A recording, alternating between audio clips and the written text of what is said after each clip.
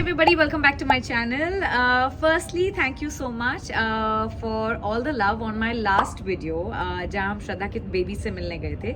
Well, मैं जानती हूँ कि ये प्यार मेरे लिए नहीं है, ये प्यार करण और प्रीता के लिए है. और मैं जानती हूँ कि आप लोग धीरज और श्रद्धा को साथ में देखकर बहुत खुश हुए, वो भी इतने टाइम बाद आफ्टर कुंडली भाग्य. ऑनेस्टली मैं भी उन दोनों को साथ में देखकर बहुत खुश हुई और मैं इस बात से भी खुश हूँ कि मैं आप सबको भी खुश कर पाई बिकॉज यू गाइज वो इंसिस्टिंग कि ये व्लॉग बने एंड आई एम ग्लैड कि ये व्लॉग बन पाया और आप सब तक पहुंच पाया. So thank you for all the lovely comments and views भी बहुत अच्छे आए हैं. सो आई एम रियली हैप्पी. श्रद्धा के बेबीज को गोद में उठाकर इतना अच्छा लगा मैं क्या बताऊँ. ऐसा लगा था that I am back to my new mommy phase. All those memories just kind of got refreshed. तो बहुत ही प्यारा लगा उनको गोद में उठाकर उनको प्यार करके. और obviously I asked Shraddha how she was doing and she said how do I look. तो मैंने कहा fab and she said हाँ yeah that's not how I feel. और फिर हम इस बात पर बहुत हंसे.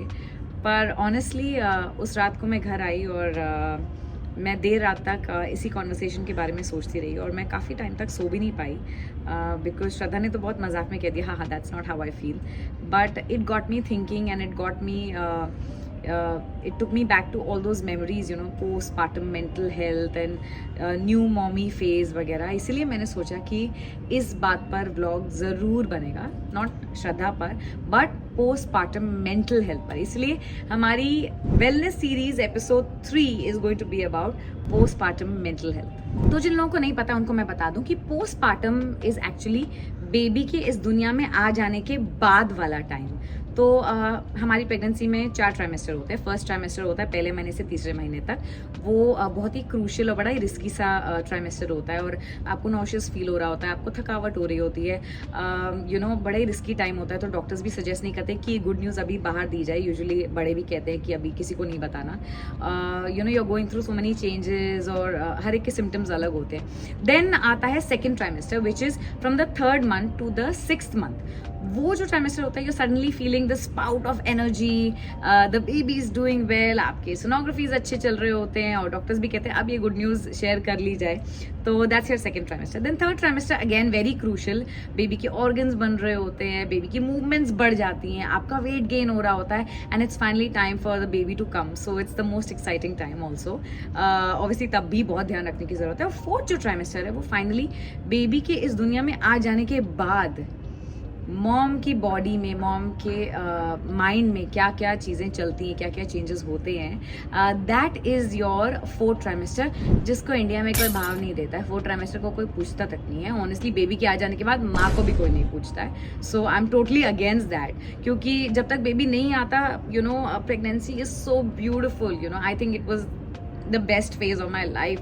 सब आपका इतना ध्यान रख रहे होते हैं, आपको इतना पैम्पर कर रहे होते हैं, ये मत खाना, वो खाना, वहाँ मत बैठना, बीमार मत होना, गिर मत जाना, क्या पसंद है क्या नहीं पसंद है, कैसा फील हो रहा है कैसा नहीं हो रहा है, ये वो ब्ला ब्ला ब्ला, कितना कुछ अच्छी अच्छी चीज़ें होती है. और जैसे ही बेबी बाहर आ जाता है माओ को कोई पूछता भी नहीं है. एटलीस्ट मोस्ट हाउस होल्ड में नॉट जान पूछ के, क्योंकि बच्चे पे ही इतना ध्यान चला जाता है और न्यू बॉर्न बेबीज को इतनी केयर की ज़रूरत होती है कि शायद सब माँ का ध्यान करना भूल जाते हैं. थोड़ा बहुत कर भी लेते हैं बट मोस्टली भूल ही जाते हैं. देन इट्स ऑल अबाउट ये क्यों खाया, बेबी की तबीयत खराब हो जाएगी, तुम ऐसा खाओगी तो बेबी ना गिर जाए, बेबी की तबीयत ना खराब हो जाए, वहाँ मत बैठो, उधर मत जाओ, उसको वहाँ लेकर मत बैठो, उसको धूप में बिठाओ, उसको ये करो.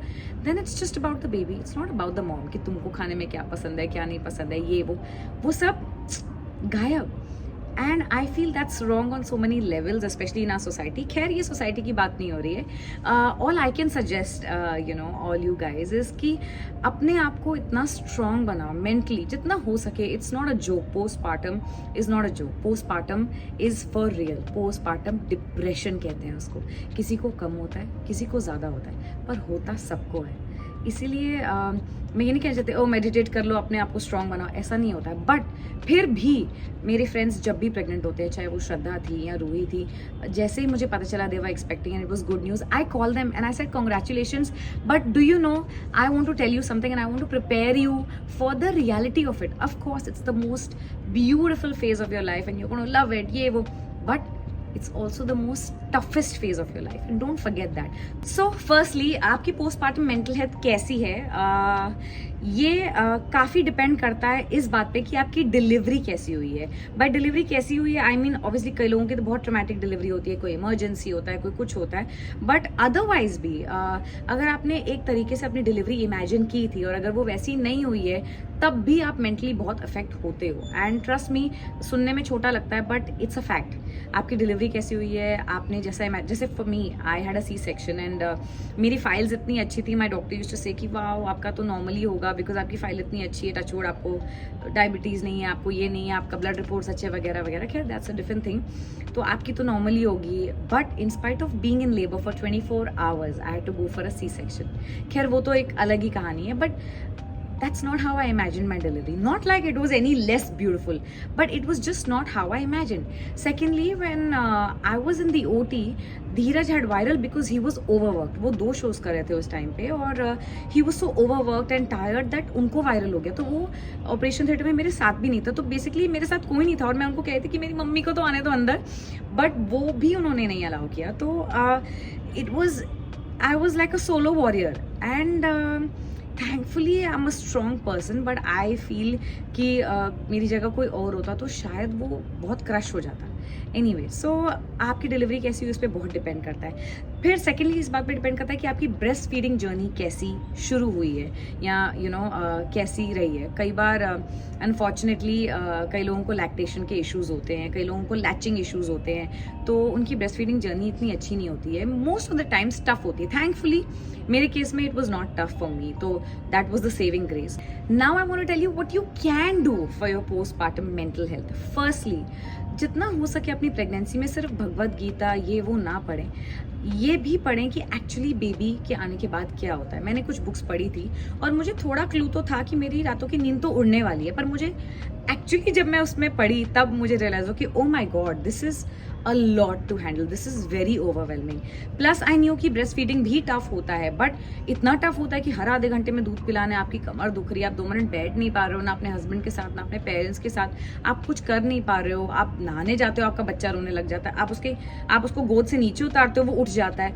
तो it was too overwhelming. But please when you're pregnant also read books that prepare you for the reality of it. It's beautiful and your child needs to listen to all the lovely things, but you also need to prepare yourself. तो जितना हो सके अपने आप को prepare करें. और एक गलती मैंने की थी जो मैं नहीं चाहती कि कोई भी करे, वो ये थी कि as a person living in a nuclear family, मुझे बहुत आदत थी कि अपने घर को मैं संभालूँ, अपनी चीज़ें, अपना डॉग, अपना ये वो. तो मैं जैसे ही हॉस्पिटल से आई 3 दिन बाद, obviously I was in the OT, तो घर आती ही मैं शायद बैठी भी नहीं. मुझे याद है मेरी आंखें जल रही थी, मुझे नींद आई थी पर मैं सो नहीं पा रही थी. तो मैं उठ के किचन में चली गई, ये क्या ख़त्म है, वो क्या ख़त्म है, अरे मैं 3 दिन घर में नहीं थी, ये क्यों यहाँ रख दिया, वो क्यों यहाँ रख दिया, ये इसकी जगह यहाँ नहीं है, इसकी जगह वहाँ नहीं है, ये क्यों बिछाया चद्दर, ये वो blah blah blah. And today when I look back I feel क्या ज़रूरत थी मुझे, घर ही तो है ना, संभल जाता. पहले मुझे संभलना ज़रूरी था. इसीलिए अगर आपको कोई कहता है कि 40 दिन आपको घर में ही रहना है, बाहर नहीं जाना, डोंट फाइट इट. रहो ना बेड में 40 दिन, just you and your baby. Don't enter the kitchen, don't leave the house. मैं तो कहती हूँ कुछ करो ही मत, मतलब just do anything that guards your sanity. आपको जितना सोने की ज़रूरत है आप उतना सो. आई नो कि नहीं हो पाता है, बट फिर भी जितना हो पाए योर कॉन्सेंट्रेशन शुड बी कि जितनी नींद मिल जाए, जितना रेस्ट मिल जाए. मैंने 40 दिन रेस्ट नहीं किया, मैं घर पे थी, but I don't think I rested. मैं चाहती हूँ कि आप सब जो भी ये व्लॉग देख रहे हैं, please rest it out.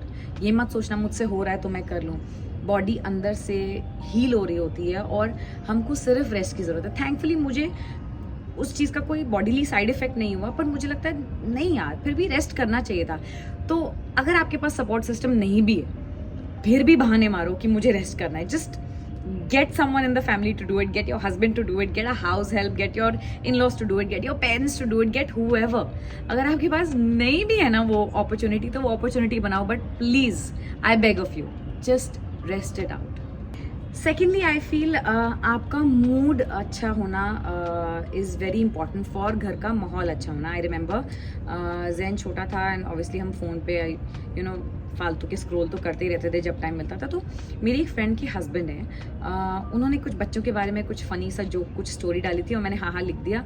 And obviously he knew that I had a new baby, और उन्होंने मुझे एक लंबा सा मैसेज भेजा कि Vinny, I know this is the toughest time, but please just rest it out, whenever you get a chance to sleep please आप सो जाना, make Netflix your best friend, कोई काम मत करना, घर का माहौल अच्छा होना बहुत ज़रूरी है। आपका मूड कैसा होगा उस पर घर का माहौल डिपेंड करता है, घर का माहौल कैसा होगा उस पर आपके बच्चे का नेचर डिपेंड करता है। अगर माँ चिड़चिड़ी है ना तो baby kind of senses it, तो अगर आप चिड़चिड़े हो आपका न्यूबॉर्न भी चिड़चिड़ करेगा। और आप नोटिस करोगे अगर आप शांत हो, आप एंग्शियस नहीं हो, आप अग्रेसिव नहीं हो या इरिटेबल नहीं हो, फ्रस्ट्रेटेड नहीं हो, तो आपका बेबी भी आपको सपोर्ट करेगा, आपका साथ देगा, शायद बेटर सोएगा भी। एंड फाइनली आई नो आजकल इतने फालतू के प्रेशर्स होने के अलावा, लाइक फॉर एग्जाम्पल कि हम तुम पहली माँ नहीं बनी हो, हम तो ये करते थे, हम तो वो करते थे, हमारी तो डिलीवरी ऐसी हुई वगैरह वगैरह, ये सब प्रेशर्स के अलावा एक नया प्रेशर आ गया न्यू मॉम्स पे, वेट लूज करने का, वो भी चुटकियों में। And I just feel it's so wrong. और अब मुझे पता है आप लोग बोलेंगे कि तुम भी तो पतली हो गई, यस मैं पतली हो गई, लेकिन जब तक मेरा बच्चा 6 महीने का नहीं हो गया था मैंने एक कदम नहीं उठाया था जिम की तरफ या वर्कआउट की तरफ। I will be honest with you, 6 महीने तक मैंने वो गोंद के लड्डू, ये लड्डू, वो लड्डू, दूध में पता नहीं क्या केसर वेसर डाल डाल के पिए, and I don't know what not, I enjoyed my life. और जब वो 6 महीने का हो गया मुझे लगा baby now it's time, and it was obviously costing me my mental health because I have been a certain size all my life. तो मेरे घर वालों ने या मेरे हस्बैंड ने मुझे कभी नहीं कहा कि मुझे पतले होने की ज़रूरत है, बट आई फेल्ट कि अब मेरी मेंटल हेल्थ के लिए ना मुझे पतले होने की ज़रूरत है, it will make me feel nice. That's when I actually began. और फिर मुझे 4 महीने 5 महीने लग गए to get back to shape. तो ऑलमोस्ट जब मेरा बच्चा 1 साल का हो गया that's when I was back to my size, and I think that's the right way to do it. अब आलिया भट्ट 1 महीने में पतली हो गई या XYZ 2 महीने में पतली हो गई, तो प्लीज़ अपने आप को इस प्रेशर में ना डालें। I know it's a lovely thing, अगर आप हो सकते हो तो great, but I still feel आपको इंटरनली हीलिंग की बहुत ज़रूरत है। तो जस्ट एंजॉय। कोई आपको कुछ भी बोले, मोटी हो गई, ये हो गई, वो हो गई, डोंट लिसन। मतलब समटाइम्स देयर आर रिलेटिव्स, जो मेरे साथ भी हुआ, मतलब मेरा बच्चा 3 महीने का है, कोई मुझे वीडियो कॉल पे किसी रिलेटिव का फ़ोन आया, दे लाइक ये मोटी लग रही है, and I was like obviously मेरा 3 महीने का बेटा है, तो मैं मोटी नहीं लगूंगी तो मैं क्या लगूंगी, एनीवे। तो ये प्रेशर ना ले, कईयों की बॉडी ना उनको सपोर्ट नहीं करती है। हो सकता है वर्कआउट करना शुरू करें और आपका वेट लूज करना शुरू ना हो, तो please don't be disheartened, don't give up, keep working out, but don't be so hard on yourself. You are a new mom, तो आपको अपनी मेंटल स्टेबिलिटी बहुत गार्ड करनी है। अगर आपको बॉडी सपोर्ट कर रही है तो please do it, kudos, I am happy for you. लेकिन अगर नहीं कर रही है ना, तो कोई आपको कुछ नहीं देकर जाने वाला है उनको इम्प्रेस करने के लिए। तो ये दुनिया को इम्प्रेस करने के लिए जो हमने ये एक नया प्रेशर न्यू मॉम्स पे डाल दिया है, इसको छोड़ दें। Take everything at your pace. Lastly सारी न्यू मॉम्स की जर्नी अलग होती है। आपकी अलग होगी, मेरी अलग है, आपकी पड़ोसी की अलग होगी, आपकी बहन की भी अलग होगी, आपकी मम्मी की अलग होगी, आपकी सास की अलग होगी। इसीलिए सुने सबकी, करे अपनी। और अगर आपको नहीं पता कि किसी को प्यार से कैसे मना करना है, जस्ट से हाँ जी हाँ ये तो ठीक है, लेकिन मैंने डॉक्टर से बात की थी, आजकल ना वो मना कर रहे हैं ये मत करो। हाँ ठीक है, ये तो मैं पिला दूँ खिला दूँ बेबी को, लेकिन मैंने डॉक्टर से बात की थी, आजकल डॉक्टर कह रहे हैं कि ये नहीं ये चलता है। तो just put it on your doctor, तो डॉक्टर को कोई बुरा नहीं समझेगा।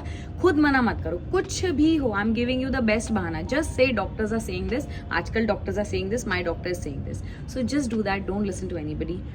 Your baby, your life, your journey, सबकी जर्नी अलग है, आपकी भी अलग है। Just make it the way you want, create your own story, create your own motherhood journey. Sending lots and lots of love to all my expecting mommies and to all my new mommies.